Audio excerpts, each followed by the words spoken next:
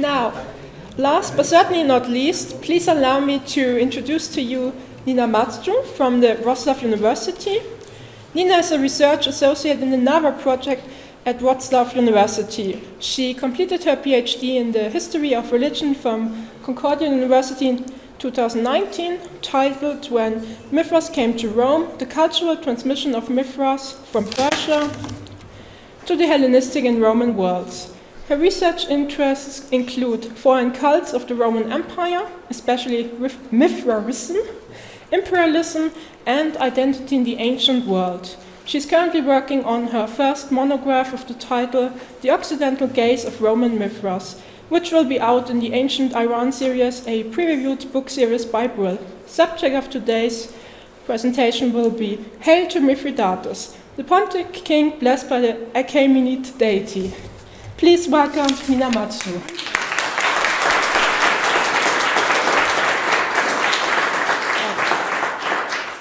Of course, a special thanks to Professor Rollingen, Professor Scheigan for organizing the nice conference and the great opportunity. And I guess that was a nice, kind, intelligent choice to end the discussion and the talk with, or by speaking about Mithras. Thank you very much. So, from the 3rd century to the mid-1st century BC, 6 kings of Pontus selected Mithridates as their personal name and royal titles. A scholar traditionally suggests the widespread use of theonym Miθra indicates an established cult dedicated to Iranian Miθra in Iran and neighboring areas. Here, I would like to demonstrate the appropriation of these names as a conscious choice that the royal family of Pontus made in relation to their political propaganda and their romantic vision of their magnificent past. The anthroponym Mithridates connotes a person given, blessed by Miθra, the Iranian deity of oaths and contract. Though God's names would first appear at the top of a contract between the Hittites and Mitanni, dated to the 2nd millennium BC, the earliest mention of his name in Iran dated to a later time under the reign of Artaxerxes II, the Achaemenid king. Indeed, Artaxerxes II was the first king to specifically give a name to the gods that his royal ancestor traditionally referred to anonymously as all other gods. The Achaemenid Miθra, at least from the time of Artaxerxes II, appears as a protector deity, an ally of the king and a sustainer of his kingship. Moreover, the Achaemenid kings customarily had a close association and relationship with Miθra. The king personally participated in the annual Mitrakhana festival and performed an essential role in honoring the god. He was the only one who could dance the Persica and become ceremonially drunk. However, despite the god's identification as the king ally and protector of his position, the Achaemenid kings never used the theonym Miθra as a component for their throne names or royal title. And this tradition began to appear in Iran during the later time, at the time of Parthians.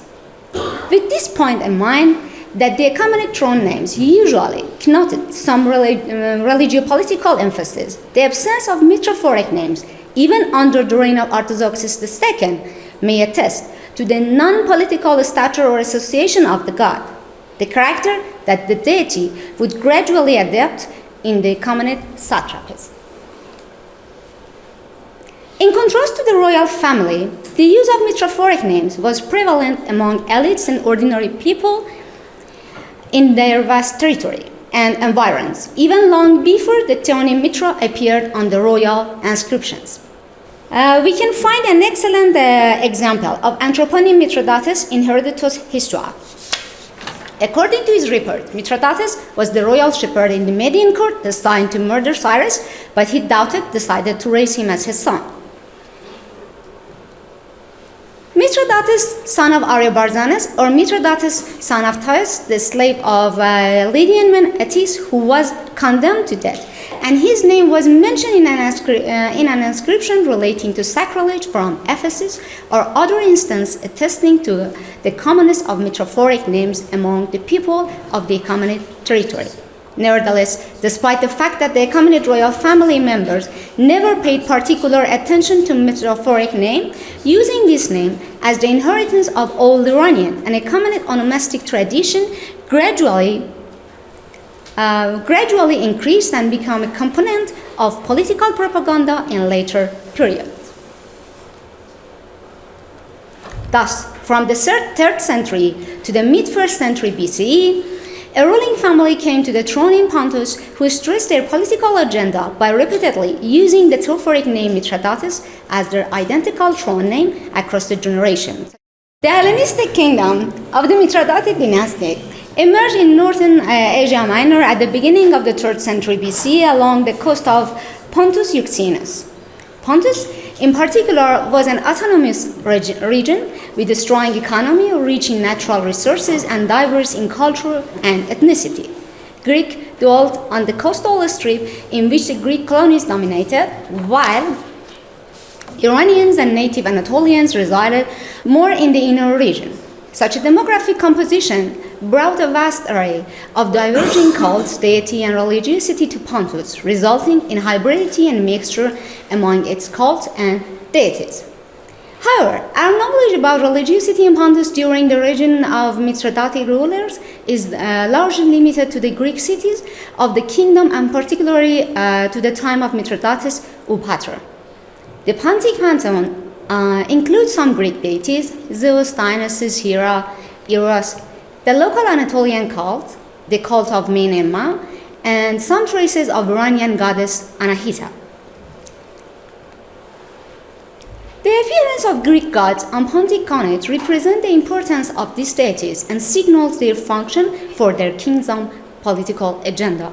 As you see, it's like up on the obverse, it's always the bust of the king, and then on the reverse, they are like the figure of the Greek deities. Sometimes Zeus, like Dionysus, Mithras, which I do not believe, and so on. So, among all, Zeus and Dionysus were most often portrayed on the coins. Zeus, as a principal deity among the Greeks, was widely worshipped throughout Pontus under different local epithets. In Amesia, people worshipped the god under the cult of Zeus Bobemenus, and sought his attributed power of recovery and protection from evil. And here is the map for the Zeus Bobemenus. Nevertheless, worshipping Zeus in relation to his various epithets mainly appeared in private cults, and it seems that the only official version was the cult of Zeus Stratius. Appian's report of a sacrificial ritual performed by Mithridates Eupator proposes that the only official royal cult of Zeus was the worship of Zeus Stratius. That's exactly the same code that Professor Matthew Canepa yesterday mentioned in his talk. The Mithridatic king dedicated a massive sacrifice to the warlike Zeus Stratius, on a hilltop to honor the god's support in his victory over Morenna in the Phrygian mountains. However, the worship of Zeus, partly accompanied by Hera, as the Greek symbol of power, had already emerged in Pontus from the time of Mithridates III.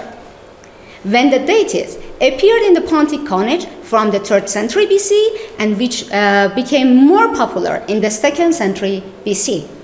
Indeed, the frequent appearance of Zeus in the area of Pontus in the form of private or official royal cults, as well as on both royal and non-official coinage, attests to his prestigious position in the religious life of Pontus, and to worship him not only as a savior among the local population and protector of the royal family, but also as the royal warlike deity and the god of Pontic army. Dionysus was another Greek deity. Here I have like two coins. On the obverse you see like both those, one in a company with Hera and the other alone sitting on the...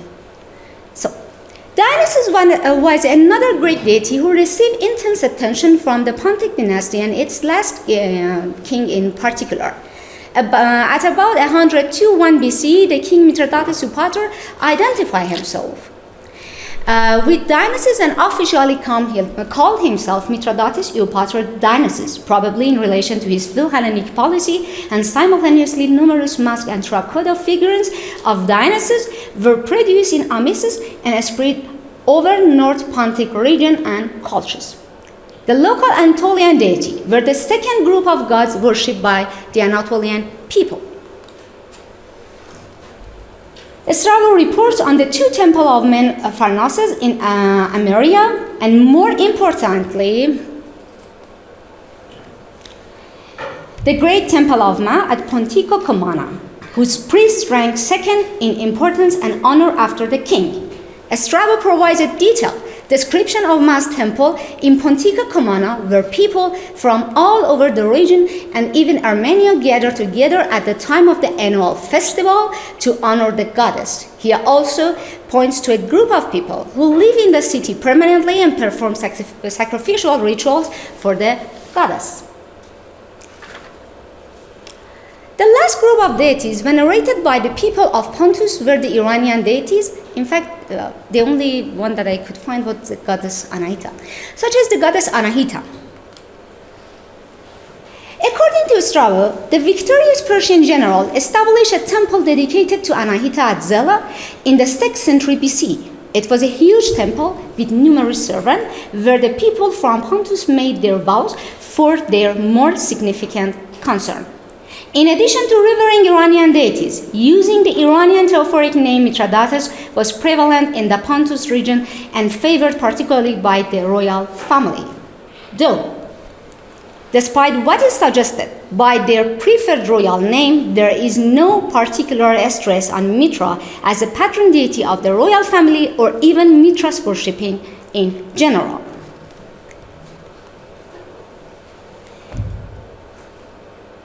Relying on some terracottas figurines found on the north coast of the Black Sea, some suggest a form of Attis Mithra worshipping from the late 2nd century BCE to the 1st century CE.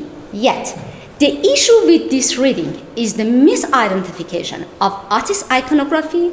Here, these are like Attis, like different figurines of Attis in the mood for dancing, and here that's the only iconography of Miθra which is comparable somehow with this iconography. It's like his birth scene, and it's of course it's Roman iconography of Miθra. Yet the issue of this reading is the misidentification of Attis iconography with Miθra. There is no reason to suggest that an Anatolian who was well acquainted with Attis would connect the image of a useful man with curly hair and a Phrygian cow with the Iranian Miθra. In their eyes, Attis was the Anatolian nature god with curly hair and Phrygian cap first and foremost. Additionally, such a representation has no connection with the Iranian Mithra's iconography. Only after Mithra's arrival in Rome, about the 1st century CE and even late 1st century CE, did the Iranian god appear with curly hair and Phrygian cap and dressed in the Persian garment. As such, and to conclude, one can claim there is no explicit presence of Miθra worship in Pontus, either as an independent cult like the Roman cult or as an Iranian deity comparable to Anahita. Thus, the question arises as to why did the royal family of Pontus consecrate their name using the theonym of a god they did not venerate. Answering this question, we encounter 4 scenarios.